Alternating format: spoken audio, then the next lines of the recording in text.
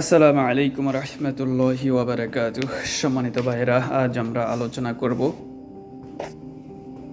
কোন কোন ক্ষেত্রে, কোন কোন সময় কি কি খেলে, কি কি করলে আমাদের রোজাগুলো নষ্ট হয়ে যায়, বা আমরা যেই উপবাস থাকতেছি ওটা বৃথা যাচ্ছে, আমাদের কোনো আমল নামাতে কোনো রকম সওয়াব যোগ হচ্ছে না। আজ আমরা এ বিষয়ে আলোচনা করব।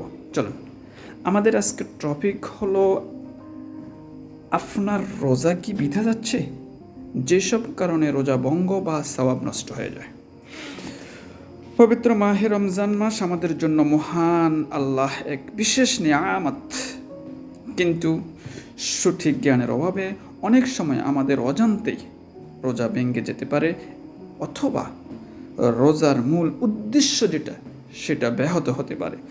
যেসব কারণে রোজা সরাসরি ভেঙে যায় ওটাতে আমাদেরকে কাজা অথবা কাফফারা দিতে হবে। যেমন ইচ্ছাকৃত পানাহার করা। রোজা অবস্থায় যদি কেউ ইচ্ছাকৃতভাবে কোনো কিছু পান করলে বা খেলে রোজা সরাসরি ভেঙে যায়।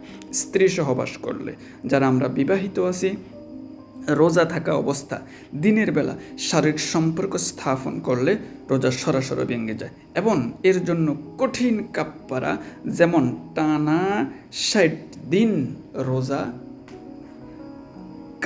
রোজার কাফফারায় কাজা করতে হয়। এরপরে ইচ্ছাকৃত বমি করা। মুখ ভরে ইচ্ছাকৃতভাবে বমি করলে রোজা ভেঙে যায়। নাক বা কানে ঔষধ দেওয়া। যদি ঔষধ সরাসরি পেটে বা মস্তিষ্কে পৌঁছে যায় তবে রোজা ভেঙে যায়। এরপর আমরা আলোচনা করতে যেসব কারণে রোজার সওয়াব নষ্ট হয়, উপবাস বৃথা যেতে পারে। অনেক সময় রোজা হয়তো টেকনিক্যালি ভেঙে যায় না, কিন্তু রোজার যে আধ্যাত্মিক সওয়াব তা থেকে আমরা বঞ্চিত হই। রাসূলুল্লাহ সাল্লাল্লাহু আলাইহি ওয়াসাল্লাম সহিহ বুখারীতে বলেছেন, যে ব্যক্তি মিথ্যা কথা বলা এবং মন্দ কাজ পরিত্যাগ করল না, তার পানাহার ত্যাগ করা আমার কোনো প্রয়োজন নেই। এরপর মিথ্যা বলা ও গীবত করা। কারো অনুপস্থিতিতে, কেউ আমাদের সামনে নেই, কারো অনুপস্থিতিতে তার সমালোচনা করা বা পরনিন্দা করা, এবং রোজার পরনিন্দা করার কারণে তার রোজার সওয়াব কাঠের মতন পুড়িয়ে ছাই করে দেয়।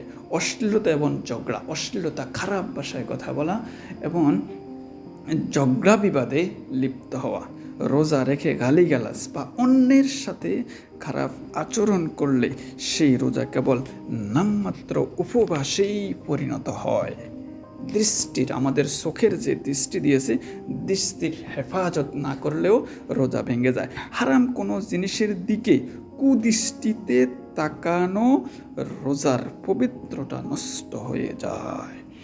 ভুল ধারণা, যেগুলা ভুল হলে আমাদের রোজাগুলা নষ্ট হবে না, সেগুলো হলো অনিচ্ছাকৃত বা ভুলে কিছু খেয়ে ফেললে রোজা ভাঙবে না, স্বপ্নদোষ হলে রোজা ভাঙবে না, গায়ে তেল বা সুগন্ধি বা চোখের সুরমা ব্যবহার করলে রোজা ভাঙবে না। এই রোজা যেন নষ্ট না হয়, আমাদের এই জন্য করণীয় কি? রোজা কেবল পেটের নয়, বরং চোখ, কান, জবান এবং অন্তরেরও হতে পারে। তবেই আমাদের এই পরিশ্রম, যদি আমরা এগুলার হেফাজত করতে পারি, তাহলেই আমাদের পরিশ্রম সার্থক হবে এবং আমরা তাকওয়া অর্জন করতে পারবো। আল্লাহ আমাদেরকে সবাই